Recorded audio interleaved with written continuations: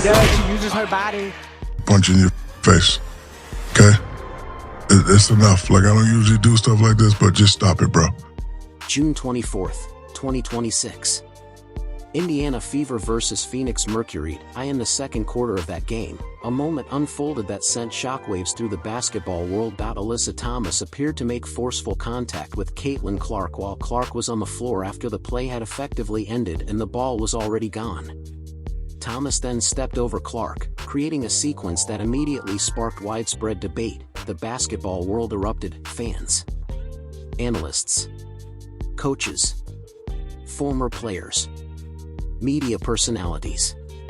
Everyone had an opinion, but the voice standing above all the noise, and we mean standing above it, is Shaquille O'Neal. 7 feet 1 and 0.4-time NBA champion, Hall of Famer. One of the most physically dominant players the game has ever seen. Shaq understands physical basketball better than almost anyone.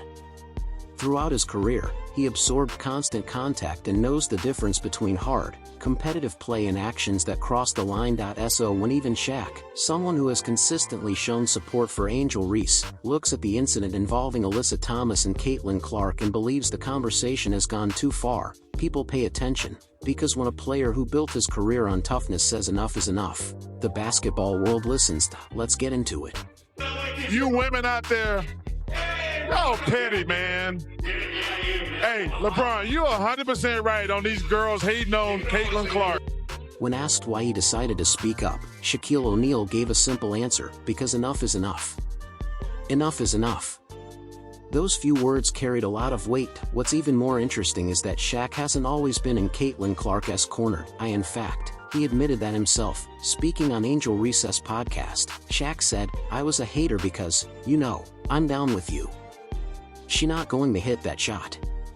Then, bam. If I say 10 times you're not going to hit the shot and you keep hitting it, that means you're the truth. Think about that for a moment. This wasn't someone who supported Clark from the very beginning. It was someone who openly admitted he doubted her, but after watching her game, seeing her consistency, and witnessing what she continued to accomplish on the court, Shaq changed his opinion. He didn't change his mind because of hype, he changed it because of what he saw with his own eyes.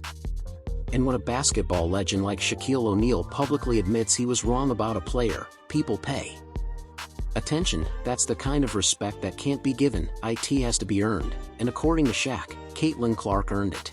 In the Final Four, I'm like, damn, and I was a hater because, I'm down. She was like, she's not going to hit that shot, and bam, like, damn, she's not going to hit that shot, man. Like, if I say 10 times you're not going to hit the shot and you hit the shot. Then came another statement that caught the basketball world's attention. After watching Caitlin Clark play in person, Shaquille O'Neal praised her during a Sports Illustrated interview. Here's what he said: "She does everything right. I never spoke about her before because Angel is my girl, but I can truthfully say Caitlin Clark is for real. I'm watching her play, and I'm trying to be upset, but she makes the right pass, makes the right play. Girls try to beat her up, and she doesn't really complain. She's a great one. Even this early in her career, she's the real deal."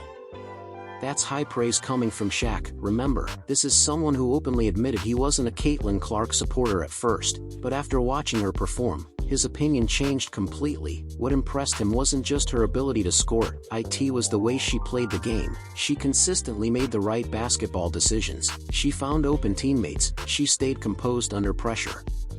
And despite the physical defense she faced, she continued competing without letting the moment distract her. For Shaq, those are the qualities that separate good players from truly great ones. That's why he now believes Caitlin Clark is the real deal. And when one of basketball's biggest legends says that, the entire sports world pays attention. What I would love Caitlin to do is get up one time and then just slap the Girls try to beat her up, and she doesn't really complain. Those were Shaquille O'Neal's words. He acknowledged the physical defense Caitlin Clark has faced throughout her career, and he praised her for handling it with composure and professionalism. But on June 24, 2026, many fans believe the situation crossed a line. Let's walk through what happened. Just over 3 minutes into the second quarter, players were battling for a loose ball, something that's completely normal in a competitive basketball game. But after the ball had moved away from the play, Alyssa Thomas appeared to make forceful contact with Clark while Clark was still on the floor. Thomas then stepped over Clark, creating a sequence that immediately sparked widespread debate. No foul was called on the play. Replay angles quickly circulated online, leading to intense discussion among fans, analysts, and former players about whether additional action should have been taken. Clark later exited the game with an injury and did not return, adding even more attention to the incident. Now think back to what Shaq said. He acknowledged that Clark often faces extremely physical defense, yet rarely complains. He recognized that pattern, he saw it, and he respected the way she continued to compete despite it. That's why so many people believe this latest incident became such a major talking point. To many observers, there is a difference between physical basketball and actions that deserve further review. Former 7-time NBA champion Robert Horry, who won 3 championships alongside Shaquille O'Neal with the Lakers, offered Clark some advice just 2 weeks before the incident. Speaking with Fox News Digital, Horry said, "When you're the best, everybody wants to knock you out. I think a lot of people are going after her. My best advice is protect yourself. Don't let anybody try to punk you." Horry then referenced Shaq's career. He explained that O'Neal dealt with relentless physical play throughout his NBA career and eventually learned how to respond within the flow of the game. After the June 24th incident, many fans revisited those comments, saying they now seemed especially relevant. The reaction online was immediate, social media filled with criticism of the officiating. Many fans argued the play deserved a technical or flagrant foul, while others questioned whether the officials handled the situation appropriately. Even viewers who don't regularly watch the WNBA expressed surprise at what they had seen. That reaction matters. Every new viewer shapes the future of the league, and moments like these often become defining talking points. Former WNBA player Stacey Dales criticized the play publicly, calling for the league to review it. Dave Portnoy, founder of Barstool Sports, also weighed in, describing it as a brutal cheap shot. After the game, Indiana Fever head coach Stephanie White spoke passionately about the officiating. White told reporters, "Number one, you've got to call it. It's absolutely egregious and utterly disrespectful. Absolutely unacceptable."